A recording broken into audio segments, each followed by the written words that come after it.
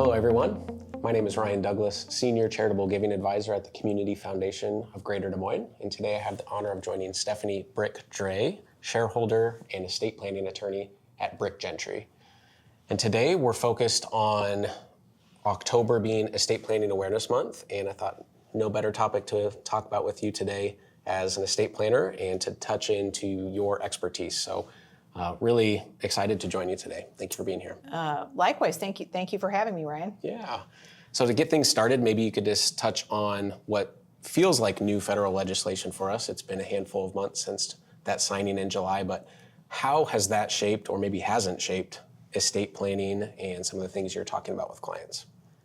Yes, the one big, beautiful act, as it's known, probably the major impact for estate planning is the raising of the lifetime federal estate and gift tax exemption amount from to 15 million in January of 2026.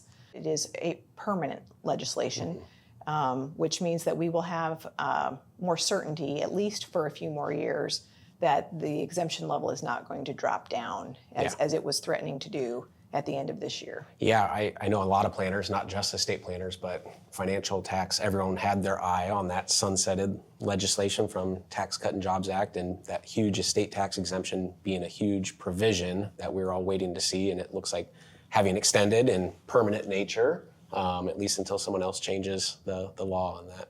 That's correct. Yeah.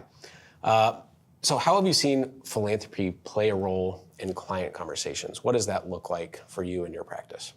You know, I would say that when I'm working with young parents and they have a young family, oftentimes charitable giving gets introduced in the context of a remote contingency distribution clause, where we usually include that type of provision where they would specify that in the event of the unlikely event that they had no, spouse, children, or grandchildren surviving, how would they want their estate to be distributed? And oftentimes, even the younger couples will likely include some charitable beneficiaries within that context.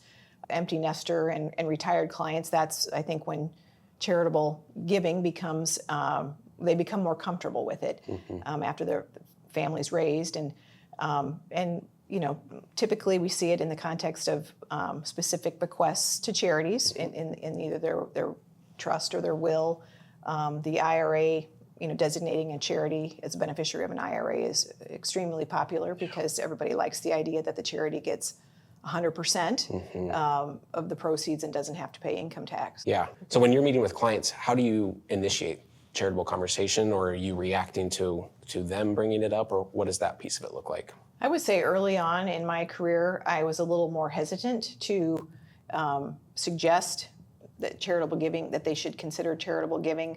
But I've seen that evolve in my practice, and I've come to understand that it's good to normalize it and not consider it just an add-on type of planning. And I think we can do that without offending a client by just simply stating that many clients consider gifts to charitable organizations in their estate plan. Is that something that you are interested in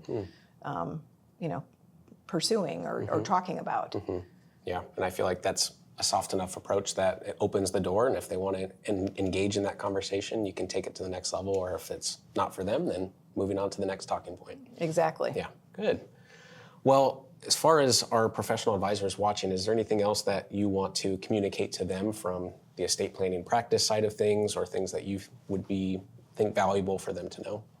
I would say, if we're staying on the topic of charitable giving, I do occasionally encounter clients who are charitably inclined and who definitely want to be making gifts from their estate, but they don't want to have to name a specific charity at this time, and they will say, well, can I have the trustee decide which gifts should be made from my trust or my estate, or can I have my children do that?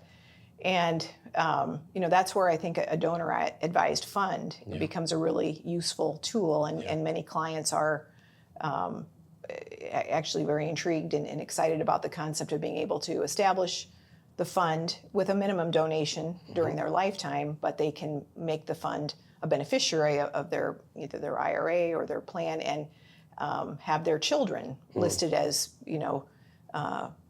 future advisors on the fund down the line. Yeah. And it's a nice way to establish a family legacy and not force a client to have to commit to a specific charity at this time. Yeah, great. I'm glad you brought that point up, because I imagine in the estate planning side of things, there are all of these decision points and probably decision fatigue even. So having charitable planning, having a tool like a donor advised fund or a legacy fund where you can almost defer some of that decision making, knowing that you want it to go in a charitable space, but have that decision come at a later time with children or otherwise. So that's great. Yes, no, that's the beauty of it. Good.